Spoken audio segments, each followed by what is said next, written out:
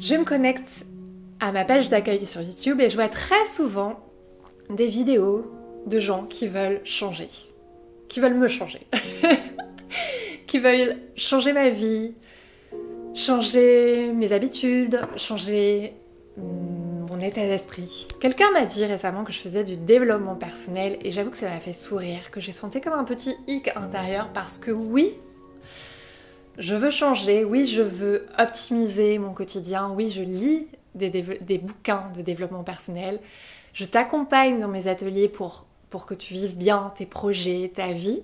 Mais au fond de moi, je garde quand même ce regard critique sur la culture du développement personnel. Parce que je me dis, en fait, quand tu te mets dans cette position de changer à tout prix, en fait, le risque, c'est que tu te focalises aussi sur tout ce qui va pas chez toi. Et pour moi, c'est le risque, c'est que ça peut réveiller une forme de guerre intérieure entre toi et toi-même, de guerre contre les autres, de compétition. Et ça peut réveiller une espèce de trac aux déficiences, à la défaillance, à ce qui va pas. Pendant très longtemps, j'ai essayé de me changer. Je faisais la liste de mes résolutions dans tous les sens. Je passais au crible mes défauts. J'essayais de changer mes émotions. J'essayais de changer les émotions des autres autour de moi quand ça n'allait pas. Je cherchais des hacks. Pour des solutions toutes faites pour aller mieux dans ma vie. Et en fait, dans le fond, je le vivais pas très bien. Déjà, je me détestais énormément. Et ensuite, je faisais beaucoup de choses qui ne marchaient pas et ça me rendait malheureuse. D'un côté, j'avais vraiment peur de changer, voilà, je voulais vraiment rester moi-même. Et de l'autre, je voulais donner une image de moi différente. Je voulais ressembler à un personnage qu'on puisse aimer et que j'aime. Si je te parle de tout ça, c'est que je pense qu'à des niveaux différents ou des formes différentes, on expérimente tout ça. Cette envie d'être conforme à une image qui fait écho quelque part à justement une peur profonde de ne pas être conforme en fait, d'être en décalage avec les autres. Ce que je crois, c'est que notre lucidité par rapport à ce schéma, il peut faire une grosse différence. On vit dans une société où notre valeur en tant que personne, elle est quand même vachement encore mesurée à l'aune de ce qu'on réalise, de ce qu'on démontre, de ce qu'on projette. Et c'est fatigant quand même tout ça. C'est impulsif, mais on baigne dans un monde d'images, que ce soit à travers le monde de la publicité, le monde des médias, le monde de l'audiovisuel, au sens large sur Internet. Et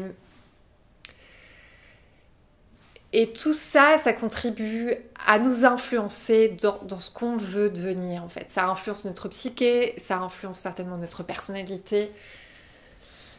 Et c'est bien, on en a plus conscience aujourd'hui, mais sans doute que c'est encore que l'horizon qui cache un océan. Et que ces influences, elles sont encore plus profondes que ça va encore plus loin. C'est notre civilisation, notre culture, notre héritage de l'inconscient collectif, notre héritage personnel, familial. On est coincé entre nos aspirations et les injonctions qui nous entourent. Et ok, c'est bien d'en avoir conscience, mais comment est-ce qu'on fait pour s'extraire de tout ça, pour se libérer de tout ça en tant qu'individu? J'ai grandi avec une vision du monde assez angoissée et angoissante. Avec cette conviction que le monde se délitait sous mes pas, que rien n'allait, que rien n'irait jamais, qu'il y a tout le temps des catastrophes, des choses terribles qui se passent. Pour contrebalancer tout ça, je me réfugiais dans des mondes imaginaires. Je construisais des histoires. Je cherchais en fait à mettre de la magie dans des mondes que je créais. Et pendant longtemps, j'ai rêvé d'écrire le livre que j'arrivais pas à trouver. Le livre qui me donne les clés du bonheur, qui m'illumine en le feuilletant, en feuilletant ces pages. Et j'ai mis du temps à comprendre pourquoi ce livre n'existait pas. Et surtout, pourquoi je ne l'écrirai jamais. J'ai mis du temps à comprendre que le monde soit nuancé, qu'il soit en nuances de gris, avec parfois quelques petites pointes de rose et de jaune et de couleurs ici et là. Et j'ai mis du temps à accepter que moi aussi je sois en nuances de gris, avec parfois des petites touches de couleurs et d'autres petites touches un peu plus sombres. Et que je sois contrastée, que je sois imparfaite. J'ai mis du temps à faire le deuil de cette quête, de cette volonté de me transformer en héroïne parfaite. Voilà. Et ça, c'est reposant parce que toute cette énergie que je déployais à essayer de me conformer, en fait, maintenant, je peux la déployer à faire d'autres choses. Alors tu vas te dire, mais pourquoi Magali, tu me partages cette vidéo en début d'année que je trouve finalement un peu dramatique et qui peut-être est obscure, je ne sais pas. Parce que je voulais te partager une carte de vœux à ma façon à moi. Et le message que je voulais t'apporter aujourd'hui, c'est que n'essaie pas de te forcer à rentrer dans une boîte.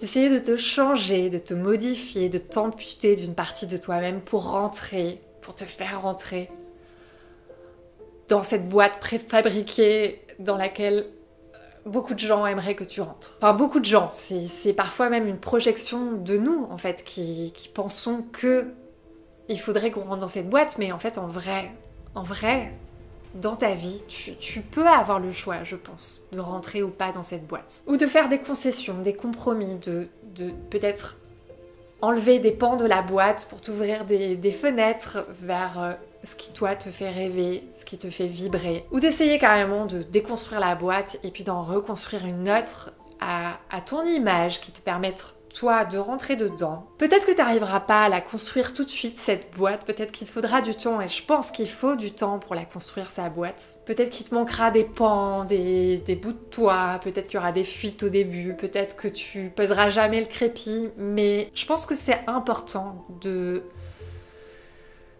se mettre dans cette démarche, en fait, pour pas se rendre malheureux à essayer d'être heureux ou heureuse à tout prix. Et pour pas se retrouver le bras coincé justement par toutes les injonctions qui peuvent nous entourer, mais d'essayer de se réconcilier, de trouver un moyen de faire vivre ses aspirations à soi. Voilà ce que je voulais te dire.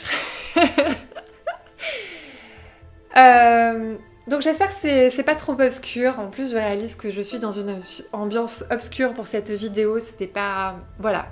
J'espère que tu comprendras là où je veux en venir. Mais c'était vraiment ce que j'avais envie de te souhaiter en ce début d'année. C'était de continuer à réfléchir, à observer, à écouter, t'écouter, à être critique des choses que tu peux entendre. Même quand elles viennent de moi, il faut rester critique. Et voilà. Je pense que c'est ça que je voulais dire aussi, c'est que faut pas se forcer à changer. En fait, je pense que si on a envie de changement dans nos vies, ce qui est peut-être plus important, enfin le plus important, le plus fondamental, c'est de changer d'abord son regard sur le monde, sur la vie, sur soi-même. Et je trouve que finalement, c'est ça qui est le plus vecteur de changement. En fait, il faut que les changements ils soient organiques, ils viennent de ton cœur en fait. Pas d'un truc externe et mécanique où on te dit voilà la routine de vie idéale.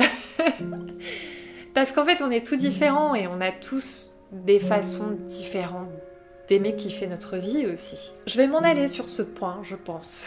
Je vais te sortir. Je te souhaite d'aller bien et je te dis à très très très très bientôt pour une année 2021 remplie d'aventures. Nous sommes déjà bien avancés dans le mois de janvier. Le mois de janvier est en général statistiquement en France le mois où les gens vont le plus mal. Donc j'espère quand même que toi tu vas bien. Je t'apporte plein de petits cœurs, je t'envoie plein de petits cœurs. Prends bien soin de toi et je te dis à très bientôt. Je réalise que c'est très dramatique. Voilà, j'espère que cette vidéo ne sera pas perçue de manière dramatique. C'était pas du tout mon envie en tout cas. Oui, et puis je voulais dire pour la fin aussi que ta boîte, si tu as commencé à la construire et que tu te sens un peu inconfortable dedans, c'est normal aussi. Et s'il y a des gens qui, autour de toi, te disent que ta boîte, elle est pas belle, que ça va pas, qu'elle devrait pas être comme ça, c'est normal aussi. Il y aura toujours des gens pour te dire que ta boîte, elle va pas, mais l'essentiel, c'est que ta boîte te convienne à toi.